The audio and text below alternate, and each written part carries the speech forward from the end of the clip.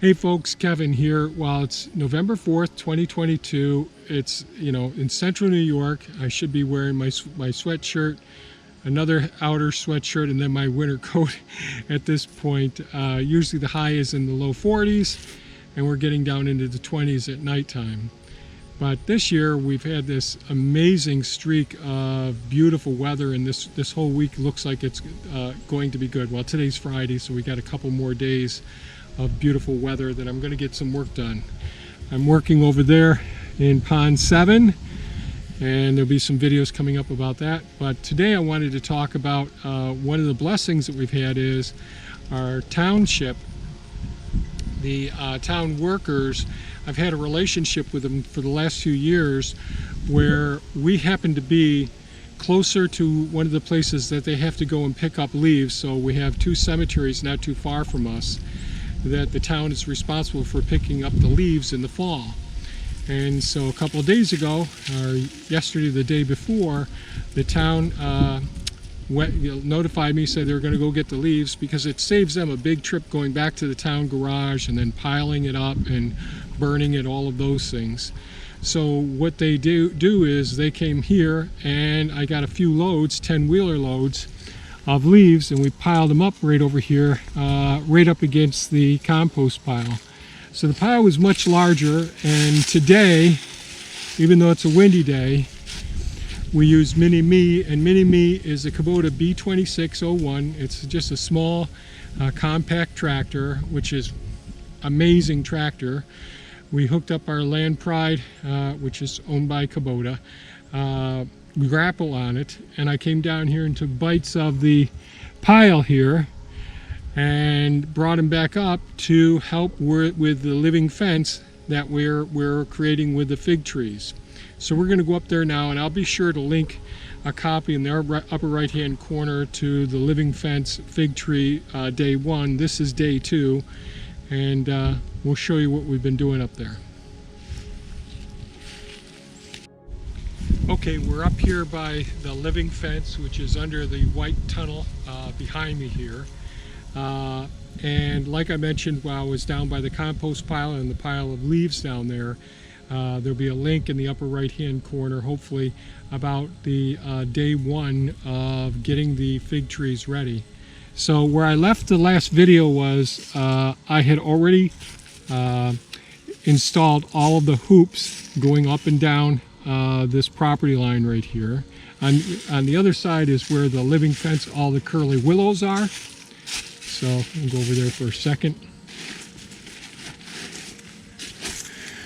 And there's comfrey down here. The deer have been coming along and gobbling this up, but we got all of the curly willows along the fence line here. We have maples and oaks and elderberries in here and chives in here. Thea's going to put some of our lemon balm in here as well, and we'll be putting more comfrey where it's real steep slope here to help stabilize the bank as well. But in the video that was just recently posted, we talked about installing all of the hoops down here, and we used paracord, which is parachute cable, tied it to this T-post and tied it secured it to the tops of each one of these hoops going all the way down to the other end, and anchored it to another T-post. Inside of the hoops are all the fig trees, and many of them were 5 foot tall or so, or 6 foot tall. And Thea used the paracord to tie those down. So I'd say refer back to that video if you'd like to get more information about that. So today what we did do is we used Mini-Me, which is the Kubota B2601 small tractor, and we had the grapple mounted on it. We had counterbalance ballast in the back so we could pick up heavy weights. And we used the grapple to go down and grab hold of a big mouthful of the leaf matter that was there. Now we're really blessed this time because it's windy here, but that was a bit of a hassle dealing with the leaves, and the tarp, the white tarp going over this. But one of the benefits of it being dry is the leaves they aren't going to compact down like when they get wet on the forest floor after rain or snow. So they pretty much maintain their sort of scrunched up shape. You know, instead of being nice and flat and doing photosynthesis, they sort of curl up a little bit. And those leaves up against one another create little air spaces, and that creates a beautiful layer of insulation.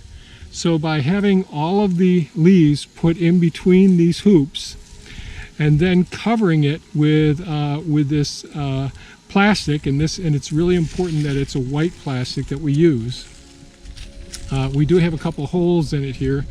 This has been used multiple times, so we'll try and patch up some of these holes.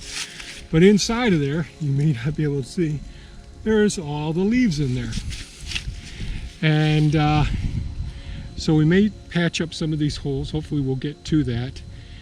But what you're going to see is the process of Thea and I depositing the leaves. Thea arranges them inside of the hoops there and makes sure that there's no big voids underneath the fig trees that are there. But because there's no leaves on the fig trees, it was pretty easy to do. And then we went ahead and took the plastic and we covered it over, and we put weights, you know, boards and stone bags all along the bases on both sides of this to help hold it down.